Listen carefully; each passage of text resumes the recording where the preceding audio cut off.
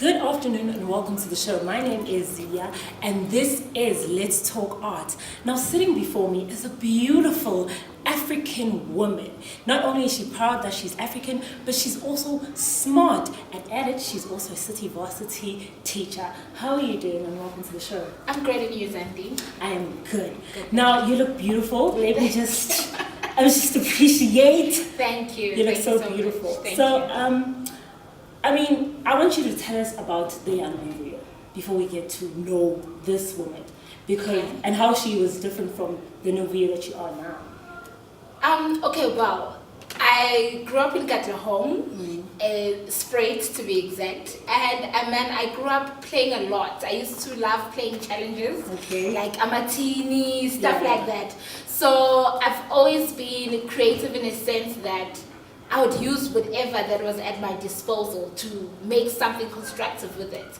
So the young Nomvuyo compared to now has just developed. Let me just say that. I've developed, I've evolved, I've learned a lot, but creativity has always just have been in the picture. So your friends and your surroundings were not very shocked when you told them that, okay, I want to study acting actually? No, well, my family, yes, shocked because I was a straight A student. Also, you were a smart one. Yes, but I think when then I broke the ice to say, okay, look, I want to study drama, I want to study the arts.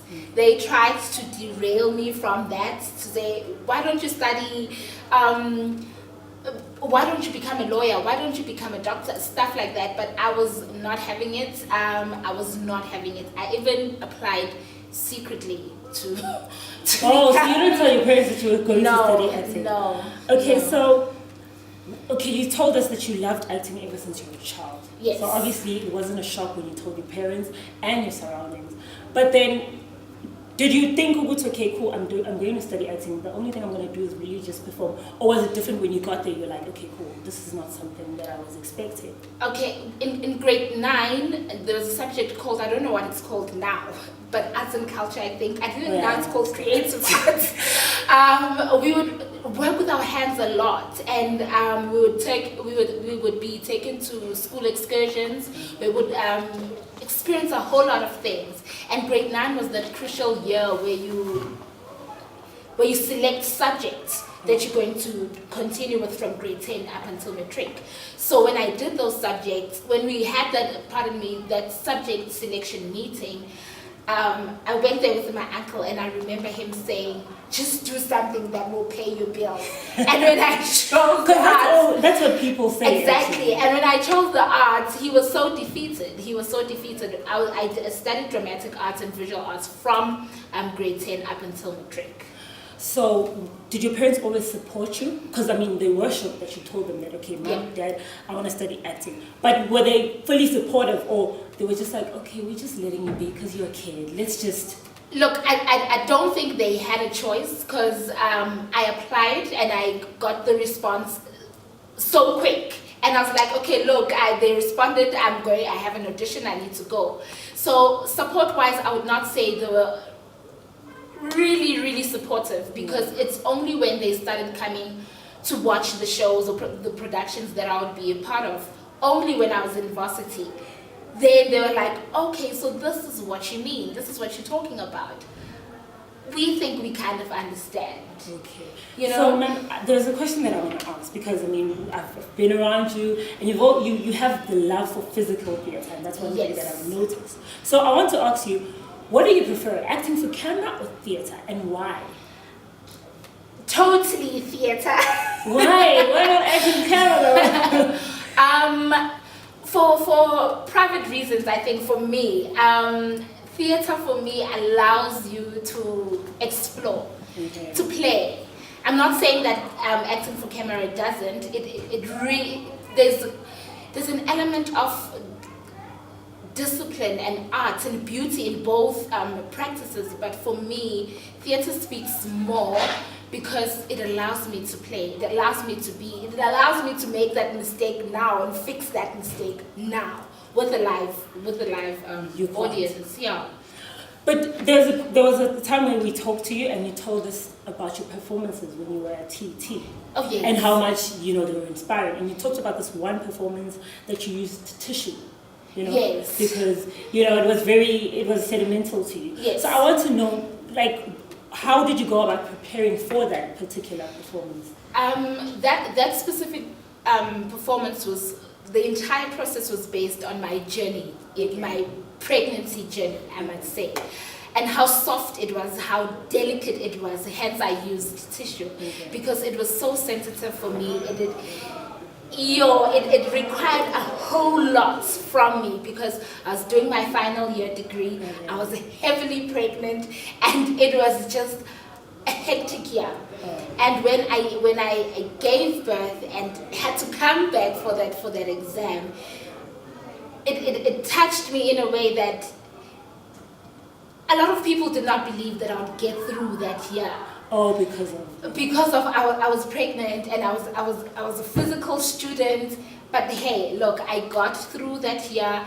It was heavy, but I did. And the performance was great. It was amazing. It was amazing. It was a one-time performance because it was an exam performance, but then the response I got from that performance, it was beautiful. So as a mother, how would you advise your son to, in terms of career, what would you tell him to do? Would you just advise him to go the route of, where parents normally say, okay, so teacher, lawyer, doctor, whatever, or would you say just go with the flow, do whatever you love to do? Look, I think this is where most parents go wrong. It's not about me saying this is what you should do. It's all about from a young age, seeing how he or she grows, and for me, realizing and picking up the small things that he loves, and hopefully not force him into that direction, but sort of guide him into, okay, if you love that, this is perhaps the route in which you should take. For me, honestly, it's for him to just, for me to allow him to fall into his rightful journey. Yeah. Now I want to ask this question because you also talked about the fact that you also want to be a director in the near future. Who are some of the South African artists, actresses and actors that you would love to work with, and why? Okay, I would love to work with a woman called Anne Masina, and it's weird because she's not really theatre trained, but she has an amazing presence. She's a vocal arts artist, and I'd love to work with her in my master's practical piece. That's the only person? No, there's a whole lot of women. I will not finish. So it's mostly women, not the men? Women, yes.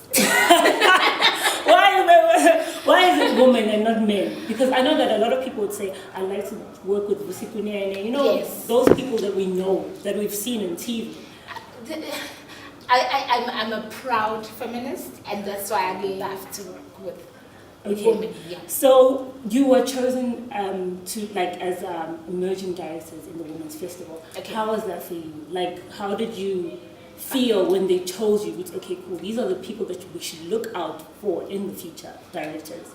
I mean, look, to be chosen as one of the 13 international women directors, it was amazing. It was amazing, mind-blowing. The experience was out of this world. I still get goosebumps even thinking about the entire process.